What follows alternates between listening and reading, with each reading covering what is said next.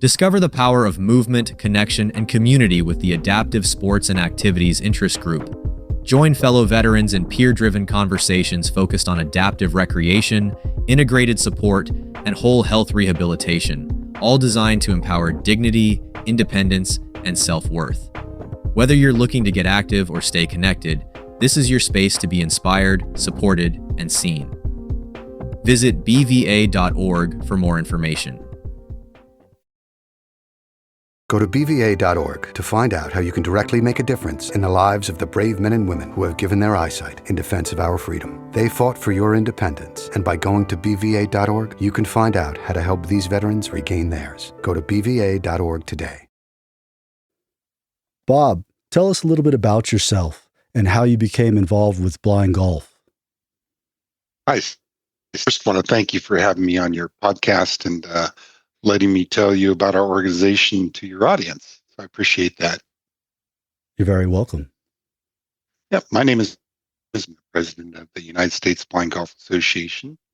I'm married for 42 years, have 2 grown kids, live in the Northern California area east of San Francisco.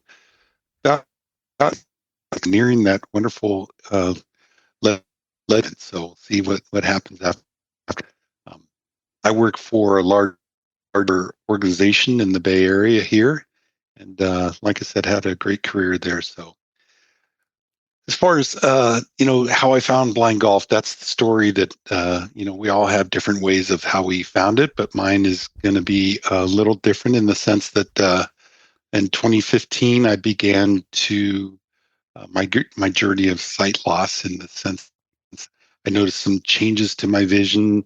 I thought it was Burger, and I would just go to the doctor and get it fixed because I had 20/20 vision all my life. And after tests and different medicals and stuff, they were thinking it might have been the condition called LHON, but it required a genetic test to verify it, which they ended up doing, but that took months. And during that time frame, I was scared because I wasn't sure what my life would be like with sight loss and such. And so I was looking all over the internet because I knew I could find the answer somewhere. And then I could get this thing fixed and move on with my life. But along that journey of trying to find the answer of how to get this thing fixed, I saw this website for LHON, as it turns out, with this video of this gentleman playing blind golf. Didn't make any sense to me. How can anybody play golf with a condition where you can't really see anything? And in my case, it was no central vision. But I researched in that organization, which is ZA, and I thought, well, why not try it? And I have an older sister who is very adamant about golf and plays quite often. And she was nearby, and she took me out to the range, and we gave it a shot. And after 10 years, fast forward, I've been playing for about 10 years now, and now I'm the current president for the last 2 years and having a great time doing so. Thanks for sharing that. My second question, Bob, is for listeners who may have hearing about blind golf for the very first time, what is the United States Blind Golf Association, and what is its mission? Great question. The USBGA, or the United States Blind Golf Association, has been around for quite a long time. It was founded in 1953, all things.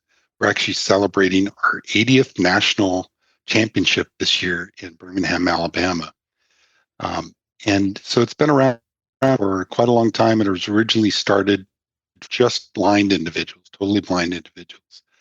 And a while back, I think it's nearing 20 years ago, they invited the vision impaired folks along for the ride to join their journey and their mission into society. So our mission is really to expand the art for blind and visually impaired folks, so they can learn to play and enjoy the game of golf at every level. It's recreationally, socially, competitive rounds of golf. This is done really enhancing confidence in people, building a welcoming and natural community of where folks can get together and play equally through us in our organization, and also through outreach to events such as clinics that we have with youth organizations or blind organizations, and with adults as well. And now we're starting in the last 5 years, starting to branch into the adaptive golf, which is very popular right now. So the blind and vision impaired folks are a subset of the adaptive golf world, because those folks you're playing with people with other disabilities. And Definitely. so, yeah, and with that partnership, learn to work with other organizations, the First Tee organization, PGA Hope, and such, to expand our reach and to work with other organizations that they work with as well to grow our game of blind and vision impaired golf. Absolutely. What do you think are the biggest misconceptions people have about blind golfers? Good question as well. Yeah, I think that the biggest misperception is that you have to see the ball to hit it. Our motto is actually, you don't have to hit it. And it's for that very reason. Um, we, we, in a partnership with our guides or coach, but somebody else that can help us a little in our game of golf. You think about the game of golf, it's the smallest ball of any sport, trying to get into the smallest goal or smallest target of any sport.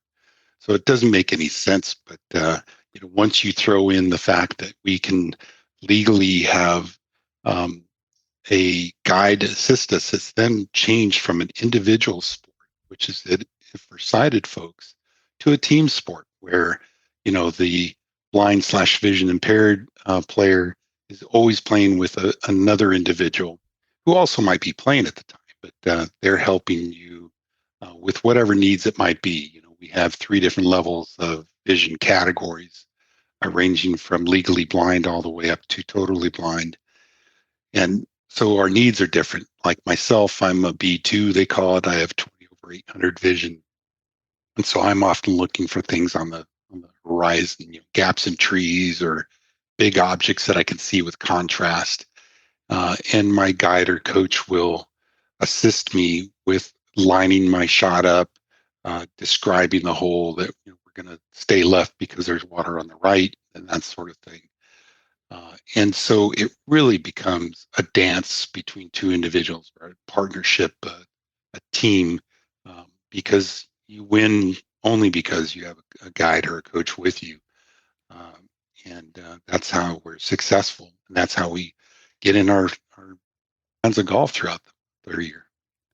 It's definitely a rewarding experience working with someone else. I've had the chance to go and golf a little bit myself, and I hope to join the association. I was looking at the webpage and everything that is required, to kind of become a member, and like you guys were mentioning to me on our previous call, maybe get a local golf course involved where I live, both maybe in Colorado and Florida. Yeah. What role does golf play in the lives of blind and visually impaired people beyond simply a recreational activity? Yeah. That's a great question, because when I started, I used to play recreationally before I lost my vision. And I thought, well, that'll be fun to just get back out there and knock the little ball around the course. And what I found is that this is more than that. Although there is times when we just play recreationally with buddies and such, when we play our tournaments, this is definitely a competitive set of individuals, but in a good way, right? They're all out there to do their best, and shoot their best score and try and win their division and such. But what you find is that there's a lot of group camaraderie, there's a lot of laughter, and there's a lot of good fun. And you come out of each round as a very humble individual. At least I do. Find that through their different struggles and such, through their journey of sight loss. And, they're all dealing with it at different times and different impacts and such. It was brought to folks, including myself, has been tremendous. And part of that, I feel, has been a focus on independence, believe it or not, and trust. As I mentioned before, we all are out there with a guide, and that's where the trust comes in, right? Because we can't see most of the things that are happening. So we have to trust what they're telling us and where to hit it, how to hit it, how far to hit it, and how to adjust our swings, because we're not perfect either. And so that working with the coach or guide has been tremendous. But as far as independence, by that is that I thought it would originally be very robotic, and that somebody be manipulating your body like a puppet, and then you would swing. What I found, it's very much not that case. The guides are, basically working with you depending on what your needs are, but they're setting you up, describing things verbally a lot of times for the visually impaired, and setting you up for the swing. But once you set up and get ready for your swing and start that swing is still yours. And that's the independence aspect that I still am blessed to experience, right? Because that's a part that I thought was gone in my life, and it is changed in my life with other sports. But with golf, if I have somebody that's helping me out, line me up and describe the shot and find my ball, the shot is still the shot. So I still own that. That's still mine. And that's where the independence aspect comes into play. I love that aspect of it. And the fact that it is me and it's mine, and I can work to improve that, and I can do the work to make that better, whether it's trainings and going to lessons and that sort of thing. It is wonderful, the ability to socialize and meet others with shared experiences. I partake, in many types of recreational and athletic events where, I'm competing alongside other blind and visually impaired individuals, and you always learn something from someone else on their journey, with blindness. So I appreciate you mentioning, that, and then at the same time, you're able to sharpen your skills and be independent on the golf course. I think I'll move on to the next question. If someone listening today is blind or visually impaired and thinks golf sounds interesting, but I've never played before, what would you want them to know? Fantastic question. Yeah, I think I was definitely one of those, because when my vision loss was occurring and I didn't know what was what, knew was what, etc., I had thrown my golf clubs in the trash. And fortunately, as I described earlier, my mission about my journey when I found that video, fortunately, that I saw that video before my garbage man came by and picked up my clubs. So I pulled my clubs out of the bag. But what I learned is that changing your mindset from I can't to I can, maybe just do things in a different way. And that goes for things outside of golf, in my opinion, but especially for golf, is that you can do this. You can swing a golf club. You can enjoy the camaraderie of others on your team or your foursome, whatever it might be. And you don't really have to see the ball to hit it, right? As long as you have a guide with you to assist you, it creates a tremendous tight friendship. Some people have their spouses out there helping them. Some have friends. Some have colleagues from work, people from church, and that sort of thing. But the biggest thing for me was to get out there and try it, right? And learn a little bit about it. You can go out to our website at www.usblindgolf.com. We have a Learn tab up there with some videos and also some write-ups of how blind golf is played. And it'll describe kind of the role of the coach or guide and the role of the player and on and on. And it'll tell you a little bit about it. And if you've played golf before, grab your clubs, head out with somebody out to a range and swing. And I think you'll be amazed how good your swing is, because you don't have to follow the ball. You don't have to watch the ball because there's no expectations there. All you have to do is swing the club. And if somebody tells you where to swing it and some adjustments along the way, you'll be amazed at how good you actually are. So I think that's my advice, is to just realize that you can play this sport and get back to this sometimes sport that aren't all of them, and just get out and enjoy knocking the ball around into a hole. I think you'll be amazed. It is such a sweet feeling when you connect with the ball and you have a beautiful feeling swing. But I really appreciate, Bob, what you've shared with us today. Is there anything else that you'd like to mention that maybe we've left out? Gosh, yeah. In our short time here, I think we've hit on the major factors, Steve. I think the big thing is to just grab some clubs, grab a buddy, get out there and knock the ball around. The first couple times, maybe it's not all that great, but keep at it and keep with it, and then come out and have some fun with some great people. Brian, can you take us back to the first time you stepped on a golf course as a blind golfer? Okay, well, I don't know that I could take you back to the first time I actually stepped on a golf course as a blind golfer, but what I can tell you is after I lost my sight when I was 16 years old, thought my life was over, what am I going to be able to do now? I'm totally blind. And my mother, literally from day one, was after me about, trying to get back involved, get back and just go hit some golf balls. She knew how much I love the game of golf. And for the longest time, I came up with excuses of, I didn't feel good, or not today, maybe another day, because at the time I thought she had no idea just how difficult it was to hit a golf ball as a sighted person. It was going to be impossible to do so as a blind person. But my mom was very persistent.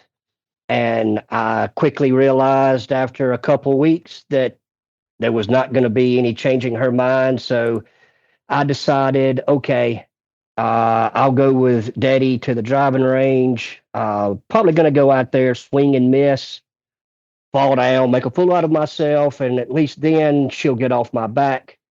And I just thought that she's crazy. She don't know what in the world she's talking about.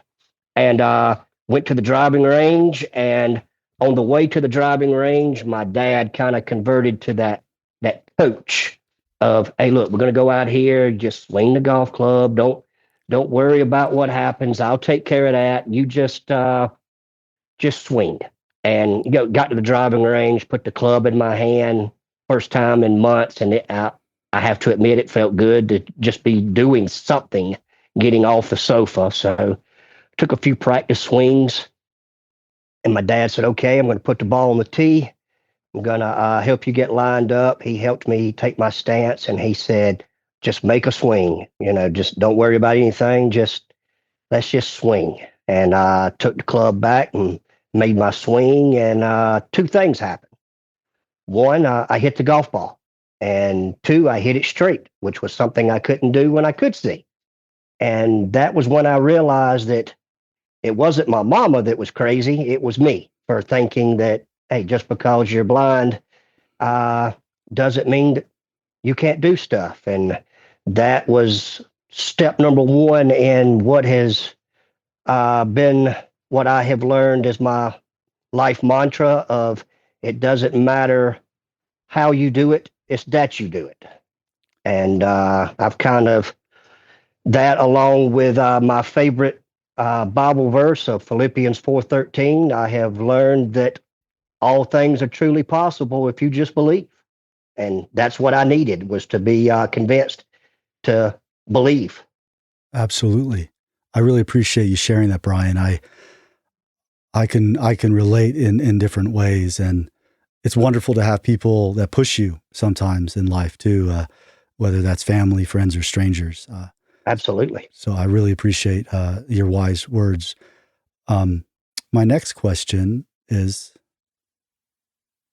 many people might wonder if a blind person can play golf. Can you walk us through what it's like standing over the ball, trusting the coach, and taking a swing? Yes.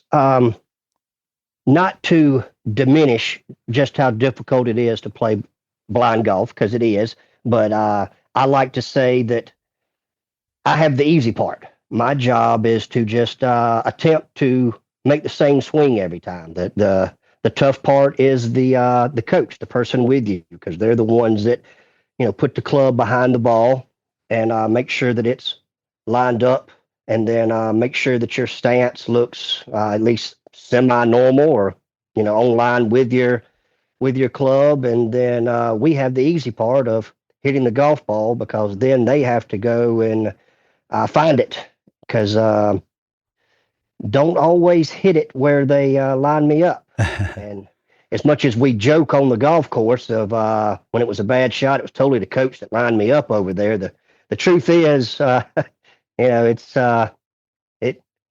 he did what he was supposed to do, line me up where I was supposed to hit it. I just didn't execute that particular time. But hey, that's golf. I mean, if you watch the pros on TV, they don't always hit it where they want to either. So we just go out there and hit it, and then hopefully find it and then try to hit it again. It is a wonderful feeling when you have that, when you swing and you have this sweet connection with the ball. I've played a little bit. I want to actually get into it more. We spoke to Bob just yesterday, Bob Banks, and he had great things to say about you. So I'm so glad that he referred you. But I mean, this team effort on the golf course, it's the same in a lot of other activities, recreational activities or sports. And I can again relate to you, because I'm completely blind, but when I've gone out to the driving course or to the actual golf course, and I'm working with someone that really understands me and my swing and golf, they can change the whole game. Would you say that's accurate to say? Like, would you? Oh, absolutely. Yeah. 100%. Especially for those of us that are totally blind, we have it tougher than those that are visually impaired, because those like Bob, for example, who's visually impaired, he can go out and play golf, and as long as he's got someone to make sure that he's aimed in the correct spot and help him find it once he hits it, he can see well enough to, make the swing.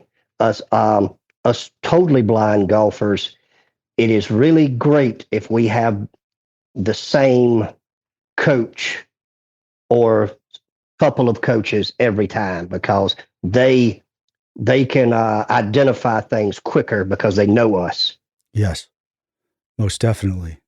I'll move on to this next question. What do you enjoy most about the game, the competition, or the community? At times, both. The competition is wonderful, especially when you're playing well. However, I've been playing competitive blind golf now for 16 years, and I will tell you that there's times in the competition where your nerves get to driving you crazy, and it's anyone that tells you that they're playing a competitive sport of any kind and they don't feel nerves are lying. It's all about learning how to control those nerves. And golf is such a rhythm sport. It's not as bad when you're consistently hitting good shots, but you have 4 or 5 bad shots in a row, and all of a sudden you start questioning your sanity and what in the world you're doing out here. So yes, at times I do enjoy the competition, but it's also it's fun just to get out and play golf. And whether you're playing with your friends or in a competition, you're proving to the world that, all things are truly possible. You may have to do it a little different, but at the end of the day, if I go out and play with my brother or my dad or any of my friends, I mean, I'm doing things differently, but at the same time, at the end of the day, we both played golf. And so that's both fun and rewarding to be able to, for people to see that, hey, he could have easily just sat at home and been depressed all his life, but he's out here enjoying life, just having a good time. Absolutely, most definitely. I think for me, a lot of the events I've gone to, they're fundraisers sometimes because I'm not playing golf like you on the level you are. I really get to meet other blind individuals too, sometimes, whether they're veterans or just civilians, visually impaired, and I learn something new about a tool or a system or technique. Because I've been blind now 18 years this past May, personally, and just like you, I once could see perfectly, and so it's wonderful to connect to others and have that ability to socialize and also do something you're very, compete or participate in a sport that you're very passionate about. So that's just something I'd like to add. I'll move here on to the next question. Can you share a favorite memory or moment from your time playing blind golf that really captures why this sport is so meaningful to you? Yes. Actually, I will share two. I was at church one Sunday years and years ago, and I'd been playing blind golf for maybe 4 or 5 years. I had never even dreamed of there was competition blind golf. I'd just been out at the golf course playing with my friends, and a gentleman came up to me at church the next morning and told me what an inspiration I was, that I'd been out there, that I didn't let being blind stop me, that he just was really inspired by the fact that I was out there playing golf. And when he walked off, I immediately went to, oh no, because I knew that there had been a couple of times on the golf course that I had shown frustration, whether I had slammed my club in the ground or done something like that. And I thought, what if he had seen that? He would not have been so inspired with me, acting like an idiot. And that has really made an impact on my life of, people are watching, you don't, and especially being blind, you never know.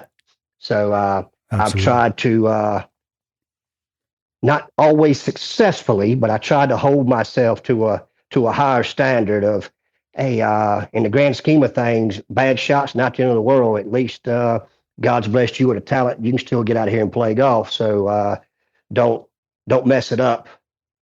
That one. And then as far as competitive golf goes, I had been playing competitive blind golf for, 4 or 5 years and never seemed to put it all together in a tournament. I could go to a tournament feeling really good about my game, been playing some really good golf, and then get to a tournament and look like I'd never played golf before. And I just, I was struggling with, maybe competitive blind golf is just not really for me.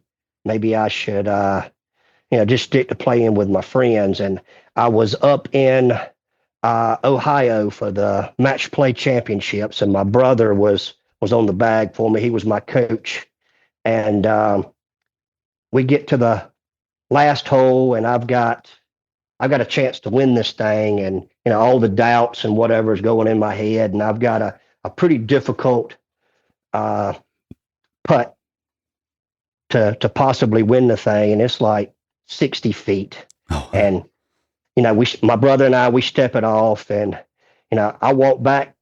As walking back to the hole, I tell him, I said, Alex, how many times you practice a 60-foot putt? I've got no idea how hard to hit this thing.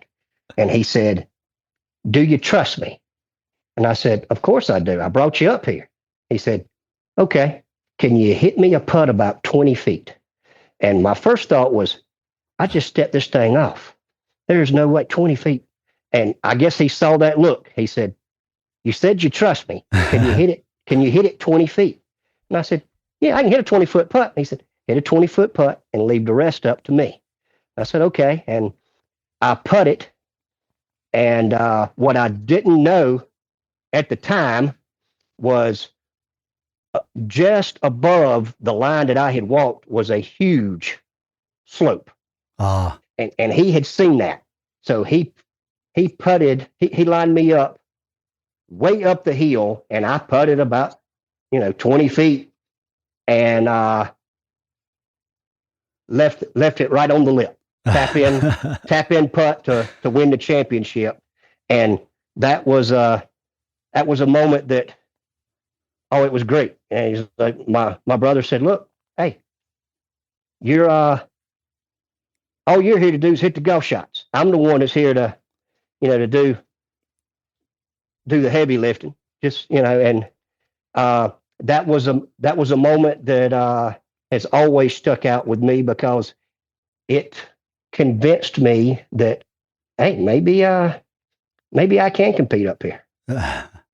That's a wonderful story. And I commend you for what you said to previously, having the discipline to carry yourself a certain way, because people are always watching, and that doesn't matter if you're blind or not. But I think that I just commend you for that. It's so cool. Like, your sighted coach, your family member was able to, understand the trajectory and the, that there was a gradient, and help you. Just, he knew you. He knew that you could execute with your muscle memory and hit a 20-foot putt, and he lined you up the way you needed to be, and he made you. You guys as a team, accomplish something great. So I think that's such a cool story. And that's the thing. Blind, visually impaired golf.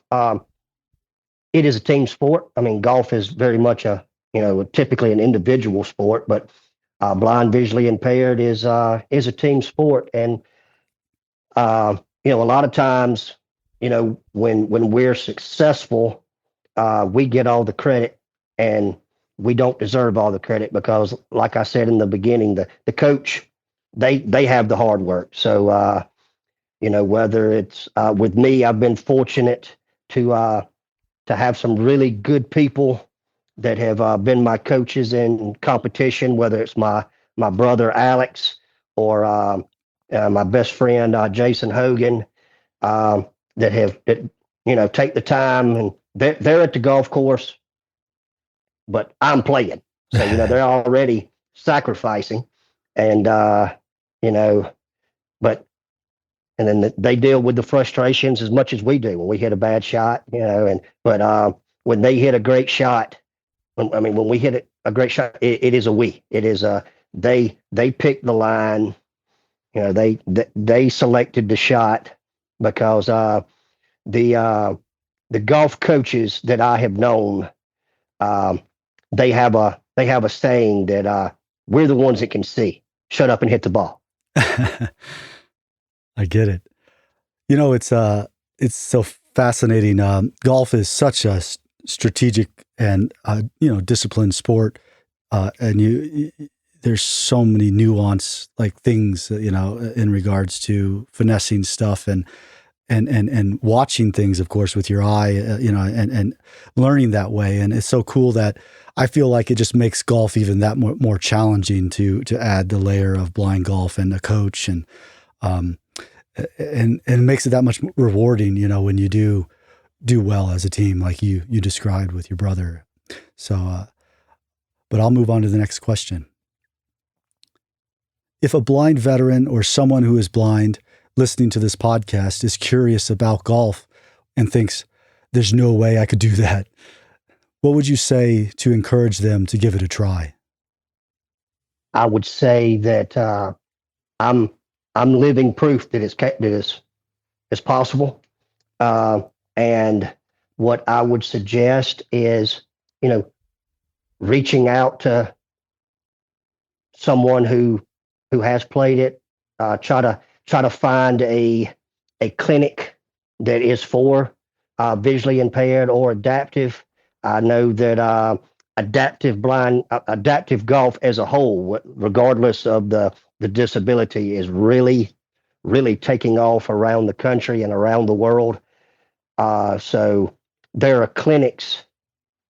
Go out and give it a try. I mean, it's a sport that I have often heard that you can go and play 18 holes of golf and play the worst golf of your life, but you're going to hit one shot that puts a hook in you and convinces you, maybe if I do this, I'll be better. I don't know that I've ever played a round of golf where I hit just nothing but horrible shots. I can always look back and find one that makes me think, okay, maybe I can do this. So I would strongly urge them to please give it a try, because it's a sport that can be frustrating, yes, but it's also a sport that can be the highest of highs when you make that contact and you hit that good shot. Really, really lifts your spirits. And in the 16 years that I've been playing competitive blind golf, I've met a lot of great, wonderful people, and just the time spent with them, both on and off the golf course, has been very rewarding. I want to give you the chance to maybe talk some more if you have anything you want to add. If not, we'll close it there. Well, I wanted to thank you for giving me the opportunity to speak with you. One of my callings, missions, or however you want to say it, has been for years of trying to motivate people and convince them that regardless of what your struggle or your disability may be, all things are still truly possible if you just believe. And I would strongly encourage anyone who is considering maybe getting out and trying the game to try it, and reach out to some of these organizations that are out there promoting the game of golf, and see if there's someone in your area that can meet with you and help you. And if not, reach out to the organizations themselves, and we will try to make something happen for you. I mean, because it's a wonderful sport. It's essentially given me my life back, and if I can help it do it for someone else, I would love that opportunity. Thank you so much again, Brian, for coming on the show. I think you're going to make a huge difference in some of our listeners, because there are some that love to pursue sports and recreation, and hopefully this will give them the motivation to go and give it a try in where they live, or travel somewhere where they can. But again, thank you. Well, thank you. And I hope to see you at one of our events sometime soon. I'll be there. I'm really going to put in the paperwork and everything. And lastly, I want to thank Brian and Bob for coming on the show. There'll be information in the show description, but it's wonderful to have them on and to hear about the U.S. Blind Golf Association and just firsthand what it means to golf and how it can change people's lives. Take care, everybody. Are you passionate about guide dogs and the powerful ways they change lives? Join the Dog Handlers Interest Group, a welcoming space to celebrate, learn, and share experiences from the world of guide dogs. This group brings together handlers, trainers, dog lovers, and anyone curious about the transformative bond between people and their guide dogs. Whether you've worked with a guide dog for years or you're just starting your journey, there's a place for you here. Don't miss it. Connect, grow, and be inspired. The Dog Handlers Interest Group. Visit bva.org today for more info.